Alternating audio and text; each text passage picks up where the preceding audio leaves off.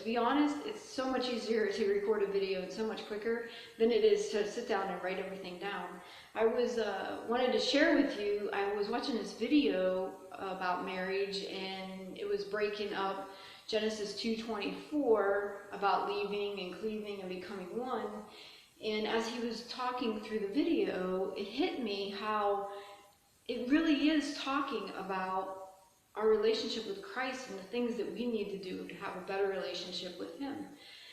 So I thought I'd share.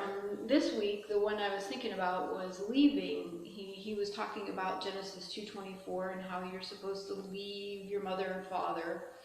And in a marriage relationship, how that would work out, that if you don't leave, you'll never be able to truly cleave to your new spouse. And he talked about the reasons we don't leave to cling to our spouse would be, one would be personal, that we're just afraid to leave. We're afraid to leave what we've always known, and we're afraid to try to fully commit into that relationship and hold on to that relationship. Just in case it doesn't work out, we want to hold on to our old relationships and our parents and that. And it's true that in our relationship with Christ, if we hold on to all those old things, we can never truly grab a hold of Christ in the way that we should. And he's also talked about our parents and how our parents may not want to let us go. And I was thinking about how sometimes when we first become a Christian, it's so hard if we don't have friends who are Christians and family who are Christians, and sometimes it can be very difficult because they don't understand us and they hold us back and they try to pull back on us, not intentionally, but just to pull back on us and not allow us to fully experience our relationship with Christ and to fully be committed to Him. He talked about the word leave and how in the Hebrew language it has several meanings, and one of the first meanings is to loose. It means to take the grip that was so strong and loosen it.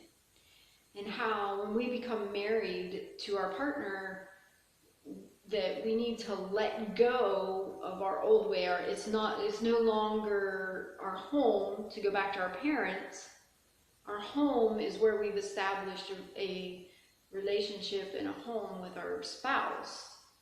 We're not going back home anymore because home is here. And how we have to let loose and let go of the grip. And it's the same with Christ. We need to realize that when we're saved, this earth was never our home. Our home is with Christ, and we don't have to think like society thinks now. We can think like Christ thinks now, because we're going to let loose of the grip that we had on our old thoughts and our old ways and our old mindset. He also talked about how it means to depart. It means to go away, to separate. And it's about our locality at that point in time. And he talks about that's why we don't just live with our parents, why we move in with our spouse and we try to establish our own home. And I understand with economics today that some of us do have to live with our parents, but it really is better if we can depart. And it's the same with Christ. We need to depart from our old ways, depart from where we used to be, and fully engage in a life with Christ and separate ourselves from the old way and the new way. And the third meaning, it means to abandon. It says, he was saying how you can't have one foot in both places. So you can't be doing things the way your parents always did them and try to bring that all into where you're at in your new home, because you need to let go of those things, abandon those ways so that you can take on the ways that you and your spouse can work out.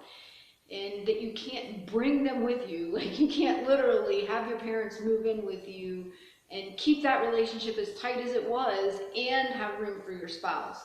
And sometimes I think that's some of the hardest things that we have to go through when we first become a Christian, because we want to take everybody with us, but we can't. We need to establish with Christ and allow Christ to help win those people over. And so I just thought that was really, really interesting, how that comparison, it really is a mystery how marriage represents the steps we need to take to become closer to Christ and have a better relationship with Christ.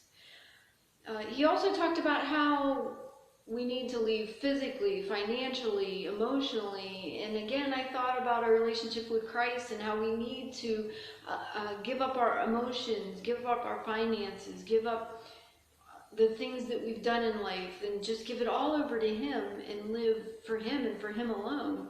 And when we get married, we're one with our spouse, and other people in our lives take a step back from where they were and the priority of our life. And our spouse now becomes the one that we turn to. Our spouse becomes the one that we seek advice from. And not that you don't ask other people, but really your spouse's opinion means more than anybody else's. And the two of you have to work things out. That's how it has to be with Christ. We need to turn to Him and ask, what do you think about this, Jesus? And what do you want for my life, God? And just become one with Him. Just like we need to become one with our spouse. And that all starts with leaving. So I hope that sparks some thoughts in your mind that if you are married, or if you've studied marriage at all, how you start thinking about your relationship with Christ and how marriage really does show us how we're to be with Christ. So I just hope you have some thoughts and it gets you thinking. So have a great evening.